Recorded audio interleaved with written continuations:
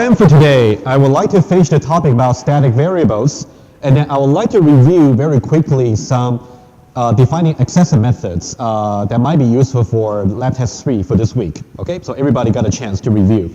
Again, it's a challenging accessor method that's in the slides. I would like to go over quickly. Okay, let's go for the static variables quickly. Okay, so let me start from scratch very quickly.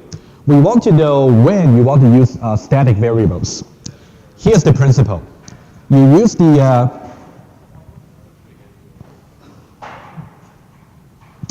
the static variables when you want to define something globally, something that can be shared by all the objects for the particular class. For example, like a membership ID. If you did the exercise for the lab test 3, you will see that if you want to define membership ID, so that's how you define a counter globally. Okay, guys, we started already, right? Okay, let's now have a quick look at this example over here. I assume you know how to use the global counter as a static variable to actually do it that we talked about last time. Okay. So now let's have a look at this. If you look at this particular structure over here, what we learned last time, the same fragment, we learned that it's going to not compile, because you're somehow mixing the static versus non-static variables in an inconsistent way. But let's review exactly why quickly. Okay? If you look at the class, it's called bank. Okay? And then we have an attributes over here, line number 2.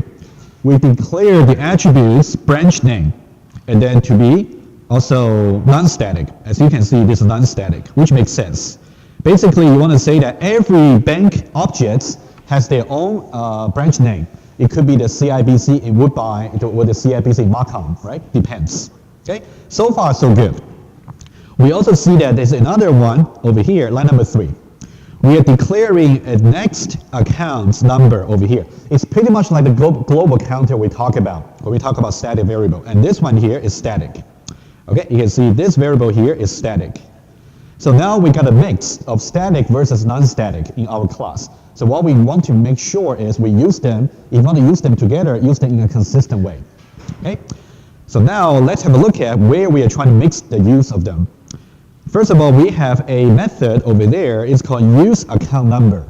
Basically, inside the method there, we want to make use of the branch name and also make use of the account number inside. Okay? However, look at this over here. If you look at the keyword static over here, I would say for the majority of the contents for this course, you have to know static variables. This is the only occasion you have to know how to use static method. As I explained before, the way you call the static method is just the same as you call static variable, the same. I'll show you that in just a moment. Let me show you right away. Basically, what you have is this. As soon as you see static in front of a variable or in front of a method, you can call the variable or method directly using the class name. How? For example, from line number 3, we can simply use the class name, which is called bank. We can say bank dot next account number. Okay? Next account number. Okay, again, this is quite different from what we learned so far from the tutorial videos. As you can see, this is a dot notation. Okay? However, this is a class name. This is not the so-called context objects. This is not context objects that we have been talking about. Okay? So you can simply refer to the static variable by using just the dot, and before that, you can just use the class name. Okay? That's the number one thing you want to remember. Let's have a look at line number 4. Let's apply the same logic. Syntactically, how can we use this particular static method? You can see the method was declared to be static, so that means you don't have to create a bank object in order to call the use account number method. You don't have to. What you can do is you can write something like this directly. You can say bank, over here, the class name, dot, and then the name of the method. I can say use account number. Okay, so far so good? Basically, whenever you see anything that's static, either a method or attributes, the way you get access to them is by using the class name. That's the most common way to do it. Okay? So now let's see one more thing before I go to the body of the method. I want you to look at also this line over here, okay? The one I'm going to highlight in yellow. Line number 2, branch name. Think about how you can use this particular attribute. Think about it. Because this is non-static, because we don't have any static keyword before that, the only way you can use it is by creating an instance of bank first, and then use the bank object as a context object. I'll show you one example. The only way you can use it is by as follows. You got to say bank. Let me say B is assigned to, let's assume we do have a constructor in the bank. Let's assume. You must create a create an object first, and then use B as the context object in order to get access to this. Then you can say B dot branch name. This is the only way you can get access to it. Okay. For example, you can print it out. Okay. So now let me highlight this again. So the B over here is a context object. Okay, context object is really the key term whenever you talk about OOP, especially you want to talk about how you can get access to the attributes or how you can get access to the methods. Okay, so far so good. So now we talk about 3 things. Let me highlight again. We talk about how you can get access. Oh, this is good. Too dark. We talk about how you can get access to next account number because it's static. You use the class name. We talk about how you can get access to use account number method. We use the class name because that's static. And also we talk about how you can get access to branch name. Because it is non-static, you must use a context object. Okay? Given these 3 things we know, let's analyze the body of the method. Okay? Quickly. And then you'll soon realize there's a contradiction over there. Okay? Let's have a look at line number 1. We'll see contradiction right away. Let's use this. Line number 1, we basically have line number 5. That's what I meant. If you look at that, we are trying to print out the branch name, right? Remember what we said before. Let's review also what we said before. We said whenever you're referring to an attribute over here, implicitly you're really talking about this dot branch name. Right? Because branch name is declared as an attribute over here. Okay? It's non-static. But now, what should be this?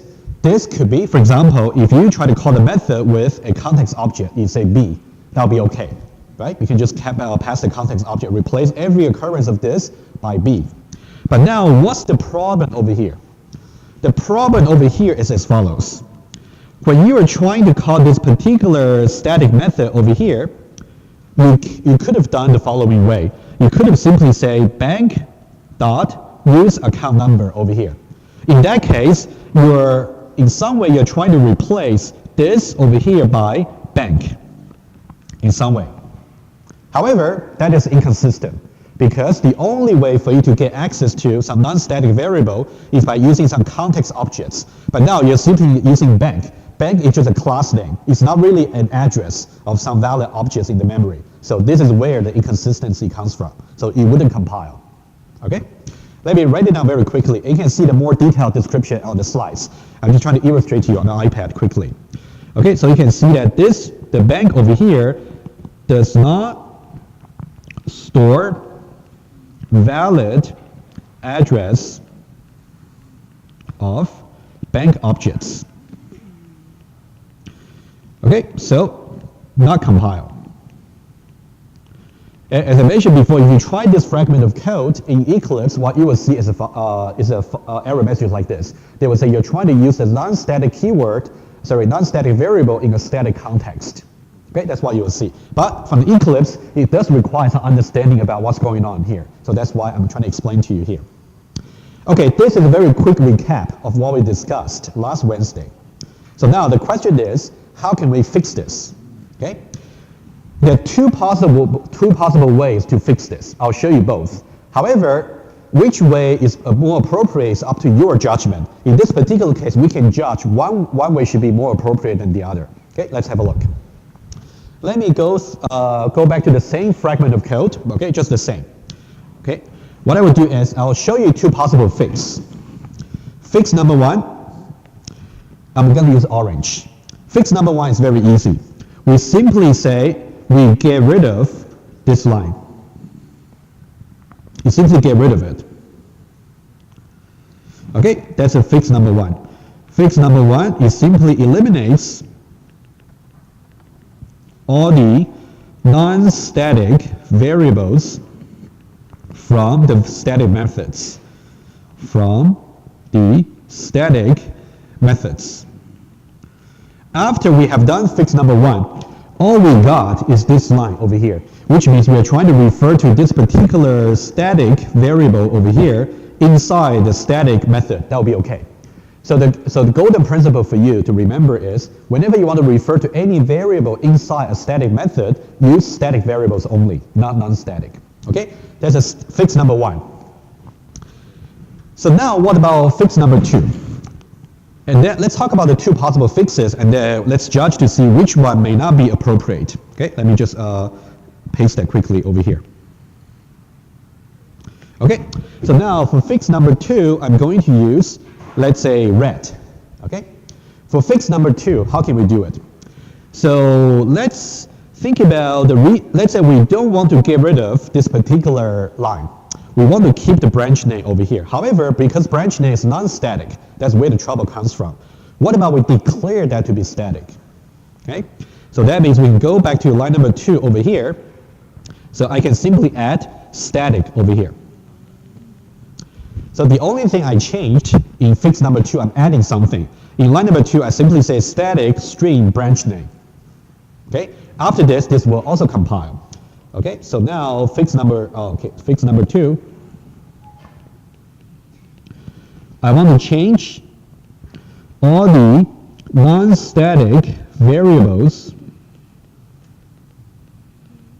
to static. Okay, just by adding the keyword in front of its declaration. Okay, both solutions work. First of all, both solutions is going to make the compiler happy. However, one of them is not so appropriate as far as OOP is concerned. Okay? Anybody want to take a guess, at least, which fix may not be so appropriate? Second? I heard second, okay? Anybody want to try to explain? You say second one may not be appropriate, right? Why is that? Say it again?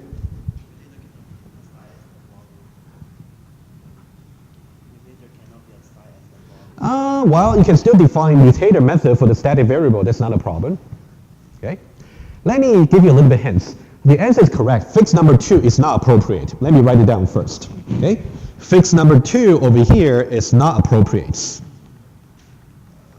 Which means if you simply just try to add static in front of branch name, even though it might work as far as compiler is concerned, but it's not logical. How about that? It's not going to be very useful. Let's think it this way. What does it really mean when you declare a variable to be static? That means all the objects of type bank is going to share this particular variable. And remember when I first introduced this example, what can be the possible usage for the branch name? That means maybe one object of type bank has the branch name maybe CIBC at Markham. Another branch name would be for another object, maybe say BMO at York, right? So you just got different branch names. So this is not appropriate in the following sense. Compile, but this means all the bank objects have or share, okay, I'll say share over here, the same branch name. So this is not really what you want. It does not really correspond to reality. So what we're trying to say over here is, even though both solutions, both will make compiler happy, you should know that first of all. Number two, you should really know also why number two is not so appropriate. Simply because if you declare branch name to be static, that means every object of type bank has the same branch name. That doesn't make sense. Because if you got different bank objects, they should have different branch names as their identifiers. Okay?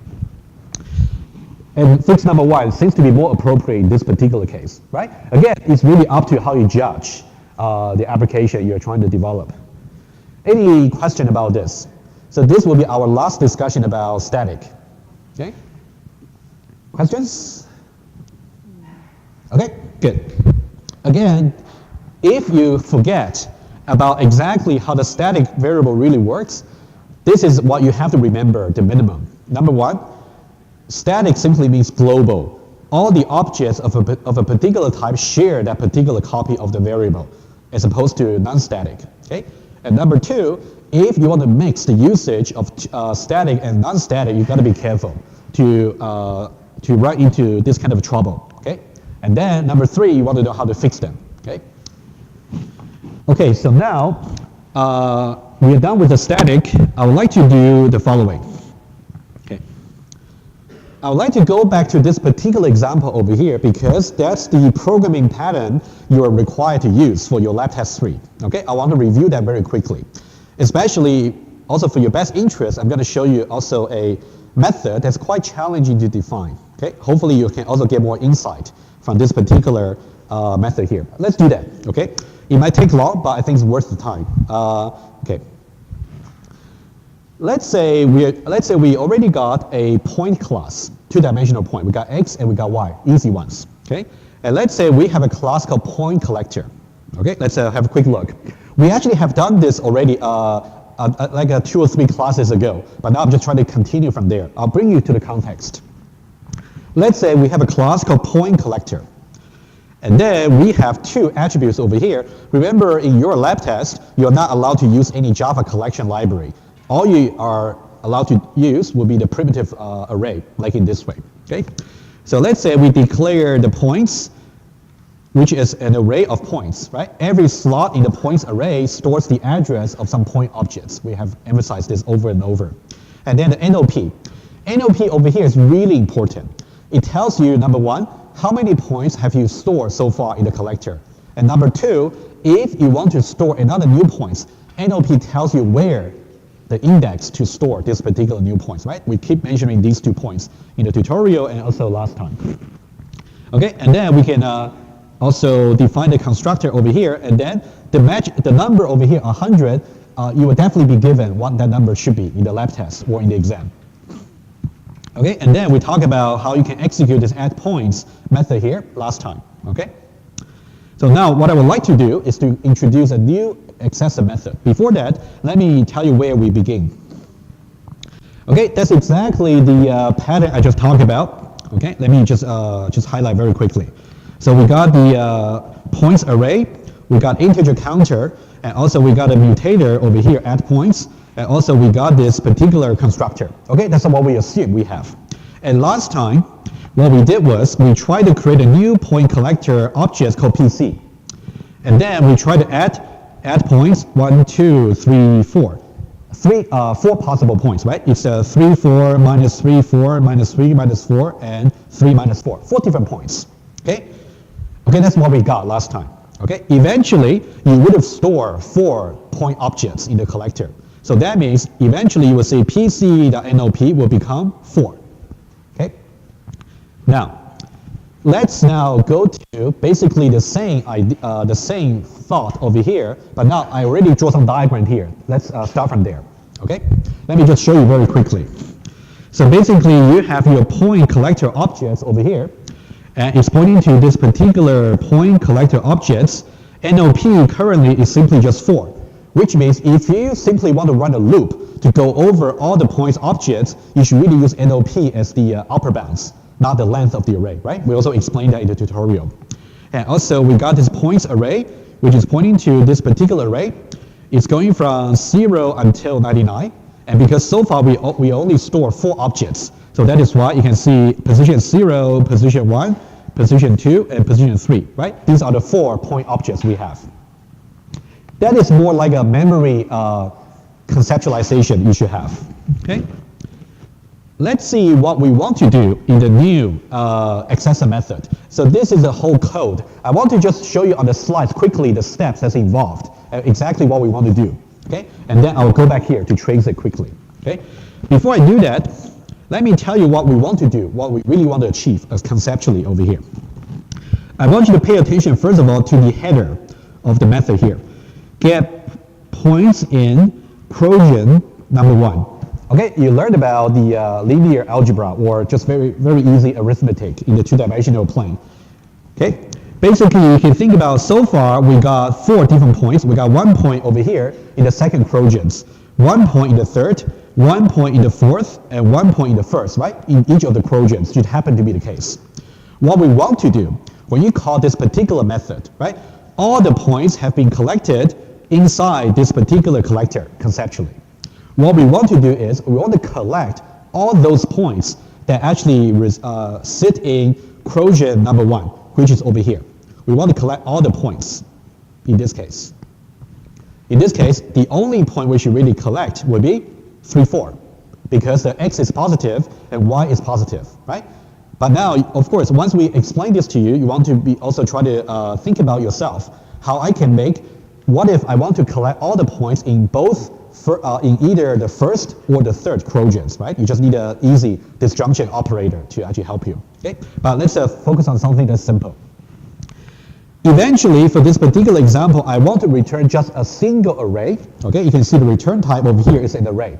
So now, depending on how many points actually satisfy this particular criterion being in the quadrant number 1. In this case, just 1 point. That means the return array should be of size 1. Okay? Let me mention something quickly. In your practice test for the coffee shop, I think in the shop class, there's one method called get members, for example, right? You want to return an array of member objects from the current shop. However, you don't want to go with a naive solution, just return the array of members. That's not the way to go. What you really want to do is to make sure if currently I have no members in the shop, I return an empty array. If I got 5 members in the shop, I should return an array of size 5. Okay, that's what I expect to see. Okay, that's also what you see in the tester. If you look at the solution, you will see how to do it. But it's very similar to this, but we add a little bit more complication to it. Okay, let me now, so now hopefully that's clear to you what this method is trying to do. Basically, depending on how many points we have collected so far are actually in the first quadrants, we're going to collect them and put it into an array. And the size of the return array should correspond to how many points are in the first quadrants. Okay? Before I show you the entire code, let's simply just go to over here. Okay? I want to just show you very quickly, fragment by fragment, conceptually, and then we'll trace it together quickly. Okay? So now, let's first of all look at the first part of the method. Okay, starting from line number 6. Okay? You can see line number 6, we declare a method whose return type is simply an array of points. Okay? And then it simply takes no input parameter. Line number 7, over here, think about what it is trying to do. Line number 7 is simply creating a new array called PS, right? PS is an array of points. And then what's the size of this array over here? You can see that we simply pass NOP over here as opposed to points.length. Why is that? If you look at the diagram over here, if you try to look at the difference between these two values over here, okay, I'll write it down here. If you look at PC dot points, okay, PC is here, dot points is the array, dot length. It is going to give you the entire length of the array, which is going to be 100. On the other hand, if you do PC dot NOP, because we have collected 1, 2, 3, 4 points, so it's going to be 4. So it's 100 versus 4. So why are we using the latter? It's simply because since you got only 4 points so far, so the maximum number of points that can be in the first quadrant will be just 4, in case every one of them is actually the first quadrant. Logically, that's what it means. Okay, that's number 1 I want to mention.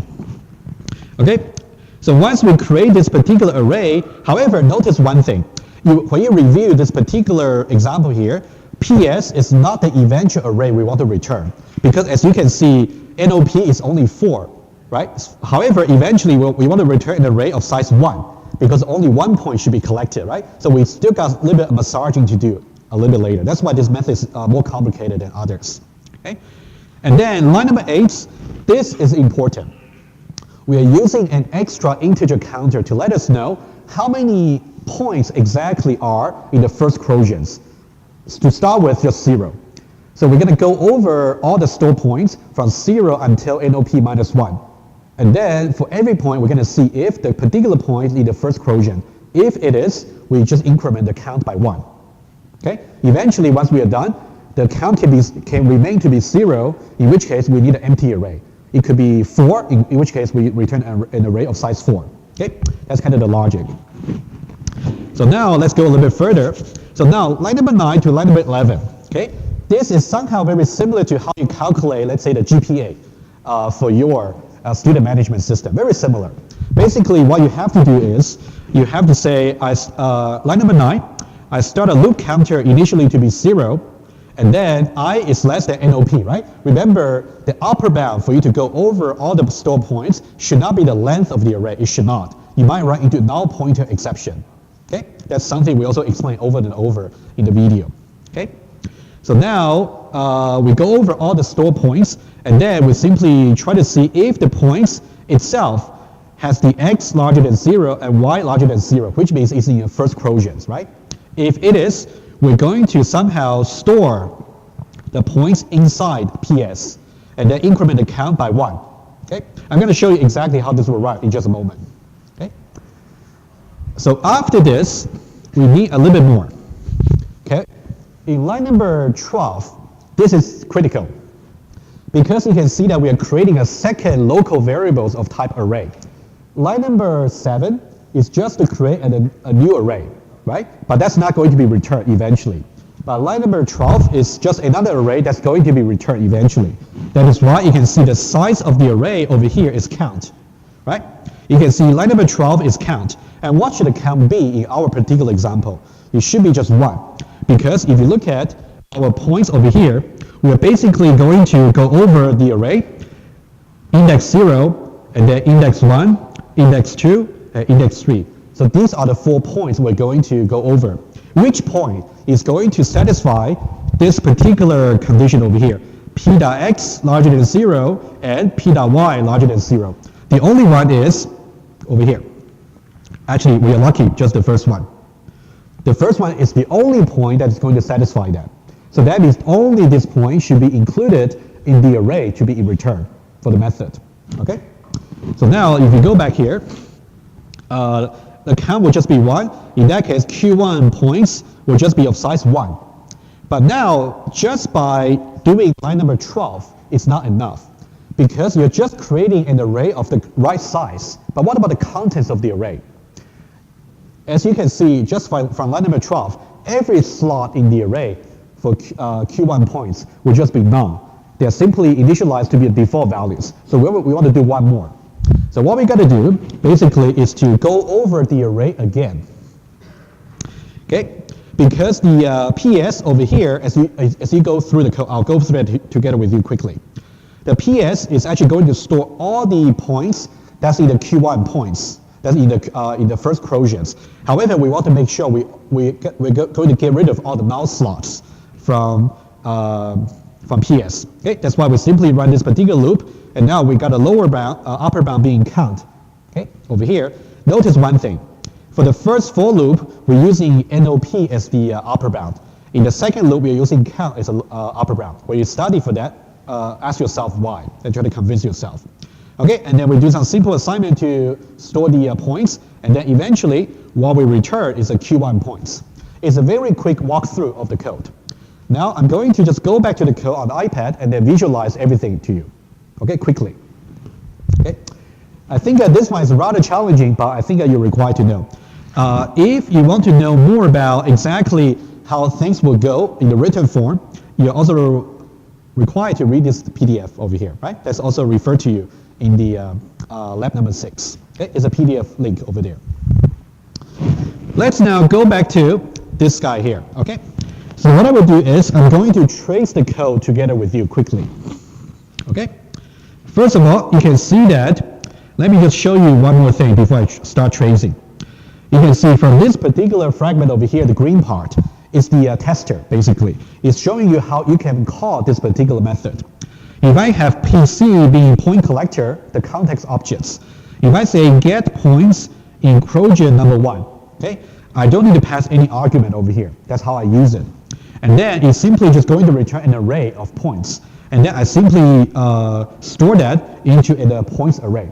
So in your lab test, whenever you're given any accessor method that's going to be stored inside an array, that means the return type should be in the array. Okay? You might encounter something like this in your lab test.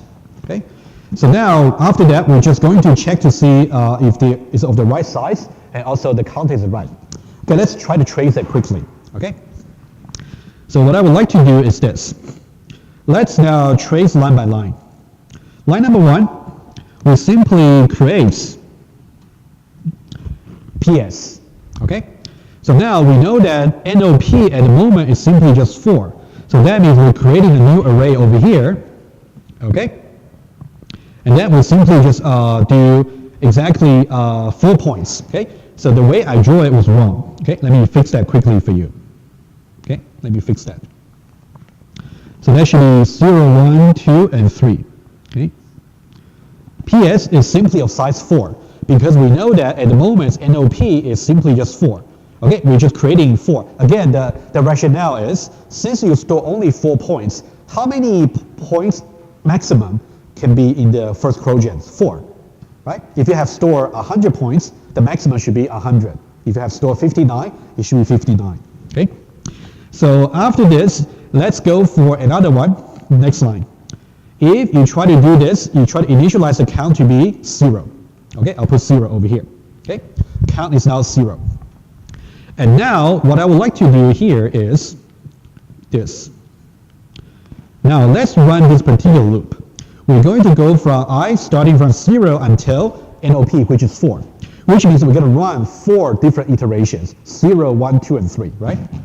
And now, let's just see the very first iteration and you get an idea. Okay? For the first one, we're simply going to have a local variable over here called P. And P is going to, now you should be very familiar with this kind of notation because this is an assignment over here. So now let's say for the very first iteration, I will just be 0. Okay? Points at position 0 is simply referring to this particular points. And then we'll say that P should just be referring to it, right? So that means locally we are creating P that is pointing to this particular point objects. It's easier for us to write some expression. Okay? And now we go to the next line. We'll say that if P.x larger than 0 and P.y is larger than 0. Is it the case? Yes, for the very first iteration. And now you will see that P over here, P.x 3, P.y 4, both larger than 0. So that means we should go inside this particular fragment of code. How do we execute it? Let's do it very quickly. Count currently is simply just 0. So that means you're doing PS at position count, which is 0, is assigned to P, followed by count plus plus. Okay, that's what you would do. Okay, so how do we end up having? So over here, when you say PS at position 0 should be assigned to P. PS at position 0 is this slot over here. You're saying that you should be storing the same address as P. So that means they should be pointing to the same objects. So after this, what you should have is this should be, let me make it a bit thicker. What you should have is this should really be pointing to this particular object here. So we got an aliasing case over here. And then after that, we're also going to increment count by 1. Okay, so now after that, count is going to be incremented by 1. Okay, so now it becomes 1. What does that mean? That means so far we have seen 1 point that is in the first quotient, just 1 point. If you want to store the second one, you should go to index 1 because the first one already occupied index 0. Okay, if you go for this particular loop over and over, you realize that for the second points, -3 and 4 is not going to satisfy this particular condition. So we don't actually add this point into the PS. Similarly, -3 and -4 also doesn't satisfy. And also 3 and -4 also does not satisfy. Okay, so we only got 1 point. Okay, so now notice one thing. Remember I said PS is not the eventual point to be returned because you can see eventually we don't just return PS. If you just return PS, how bad would it be? If you just return PS, indeed, the first point over there is pointing to some valid point objects. However, other slots are simply just null. You don't want to do that. Every time you're required to return an array, every slot should be properly occupied. Okay? So now we want to do a little bit of massaging. What we're going to do is, currently, the value for count is simply just 1. So that means we got only 1 point that's being occupied in this particular PS array. We just run another loop to actually go over it and then try to store that. Let's do that very quickly. So now the next one we'll do is we say points array Q1 points is assigned to new points count. So now what should be the size for this array, which will eventually be returned? Just 1, right? Because count has been properly maintained to be 1. So now what we will do is, let me use this. So what we'll do is we're going to draw another array over here. I'll draw it here. It's going to be Q1 points. Okay, you can see the count value over here is simply just 1, which is going to point to a single array with only index 0, right? And then after that, what we will do is we're going to execute this particular code over here, the for loop. So now you can see that the upper bound for this loop is simply just count. And this makes sense because count tells us where up to have we stored the points in the PS. In this case, it's simply just 1. So that means we're just going to go for just one single iteration when I is equal to 0. Okay, so now what do we have for the first iteration? So now I will just be 0 and I will be 0 over here. So now we are saying Q1 points at position 0. Q1 points at position 0 is exactly over here, right? Let me use a different color. It's exactly over here. And then PS at position 0 is over here. So now how do we draw? You're saying that store whatever address that is stored over here and put it inside over here. That means they're going to point to the same objects afterwards. So that means we're going to draw like this. After this, this is just going to point to the same objects over here. Okay? So what do we return eventually? Eventually, what you will return is this particular Q1 points. Okay? Let's have a look at that. Q1 points is really pointing to just a single array of size, just 1. And it's just pointing to the only points that is in the first quotients. That's exactly what we want. Okay? A very common mistake, okay, is if you simply return, for example, some students might simply say, rather than doing such sophisticated code over here, they might simply say return, let's say, points. Okay? That means you're returning the entire points array over here. Okay? Not correct. Okay? Or you might also say return, let's say, PS over here. Also, as I explained before, PS also contains null slots that you don't want to include. In that case, that's also not good. Okay? Eventually, you want to learn about this particular solution. I would suggest, if you haven't reviewed this particular example for your lab test, do it. Okay? Okay, any question about this particular example? It's a challenging one, but I think it does talk about many other things. Yeah.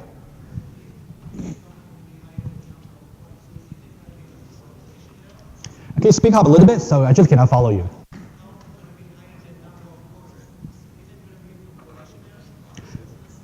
There will be no compilation error. Okay, so you can see that over here. Remember, oh, I see what you mean. I'm just saving some code over here. The NOP over here is really referring to the attributes for the point collector class, right? If you look at that, we are talking about point collector class, which does have NOP attributes, right? And this particular getPointsInQuodrantNumber1 method is defining in the same class, so that's okay. Okay? Yeah.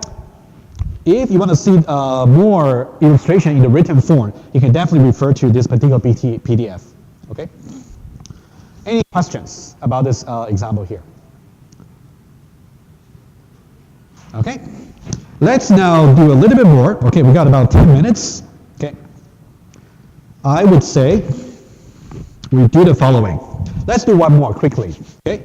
After this, we are done with all the OOP, and then on Wednesday, I can just talk a little bit about helper methods, just for improving your code. After that, we talk about some new minor topics for the rest of the course. Okay. Okay, so now if you look at the slides, I'll show you quickly here. If you look at the previous slides, we basically talk about how you can use the reference type, okay? Specifically, return values. That one's interesting. Okay. Basically, every time you have a return type, we have just seen it can be an array of points, but it can be simpler. It can just be point, or it can just be other class name. For example, I want to show you this particular fragment of code to contrast two different versions of the methods. Okay, let me show you very quickly code structure, and then we'll trace it together. Okay, so let's say in the point class we have we got one mutated method. This one should be quite easy. You simply want to say I want to move up by certain units. Let's say just integer. Okay, it simply does not return anything. That's why it's void. And then you would say y should be assigned to y plus I. Okay, that one's easy. Now the second one is the interesting one. Okay, there should be no reason to stop you from defining another method which might just return a point object. Let's think about what this one is doing here. If you look at the name, it's different name. It's moved up by, which means given a point, I want you to return to me another point, which represent the current point moving up by 1 unit, for example. Okay, it's not going to modify the context objects. It's just going to return another point. Okay, let me see this. And then you just return a point object here. There's a return type. And then we do something inside over here. Okay, let me just show you the highlight quickly, and then we'll trace the code together. If you look at what's being returned in this method here, we're returning NP. What's NP? NP is simply just some local new points you just create. Okay, so you're not really modifying anything. Okay, let's have a look quickly. Okay, so now we have our point class over here. Let's do one by one. So we have our point class over here, and we have our constructor as usual. Okay, and also we have our mutator, and also we have our accessor. Right? The accessor in this case just return an object type, just a single one, just a single points. Okay, let's see exactly how we can do it. So now these are the 3 lines we want to trace very quickly. Okay, the way to trace it is by looking at some tester. Okay, let's see how we can do it. Let's do it quickly here. Now so this is a point tester over here, and also we got our main method. Okay, so now number 1 over here, we're creating a new point called P1. Okay, so that means after this line, P1 is pointing to another point, a new point over here, and we know that every point has x and y, and then in this case it's going to be 2.5 minus 3.6. Right? We have done this for many times. So now let's have a look. What's going to happen if I do? What's going to happen if I say P1 that move up 7.8? What's going to happen here? Okay, so now this line here, P1 is the context objects, and move up is referring to this particular method here. It's returning void, which means you cannot store the result. Also, you cannot print out the result. It's mutator. Okay. So what we will do is we're going to replace every occurrence of this just by P1. Okay, so what we'll get eventually will be P1.y is assigned to P1.y plus the units. What's the units? 7.8. Okay, so that means we're going to update this by adding 7.8 to that. Okay, so you will get 4.2, I believe. Okay, that's what you will get eventually. That's how we are modifying. So the first one is, the orange one is calling the mutator method, and in that case we are really changing the context object P1. Okay, that's the first one. That's the one you're familiar with. Let's see the next 2 lines, especially the first one. Let's see what's going to happen if we try to execute this line here. Let me just do this one first. If I say P1 move up by 6.4, so what does that mean? Okay, so now we are basically calling an accessor, and once we call the accessor, we can store its return value into another variable. You can notice one thing here.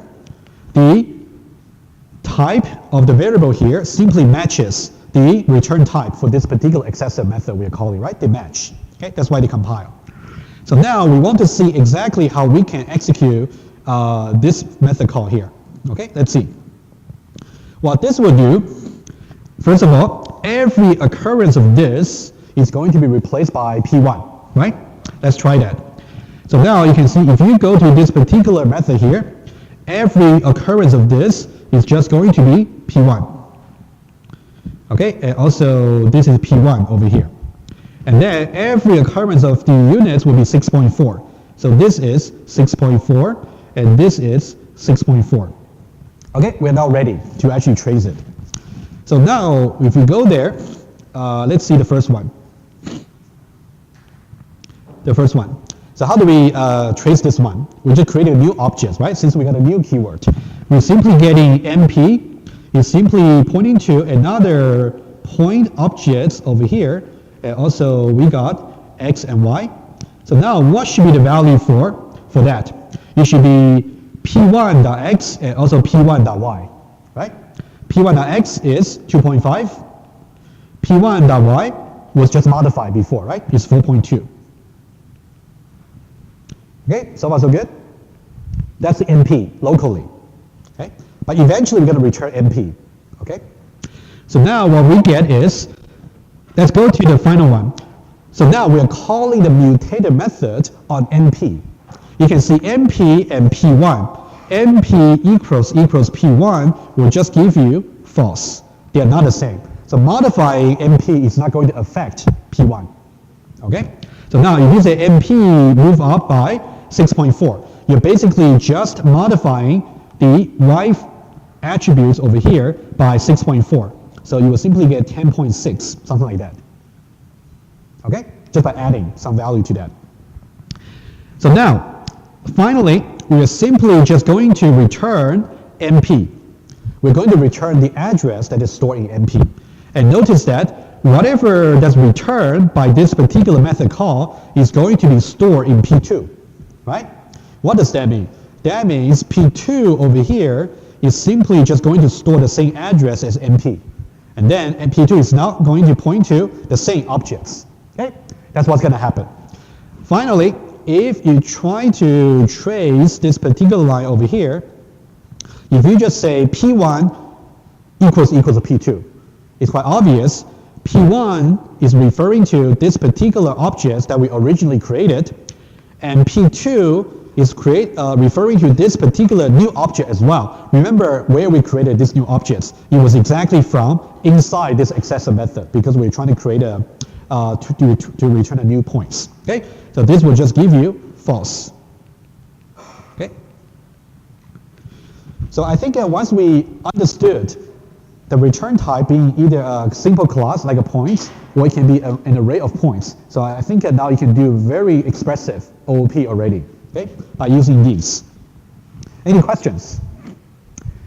Okay, I'll finish earlier today and then I'll continue from here on Wednesday.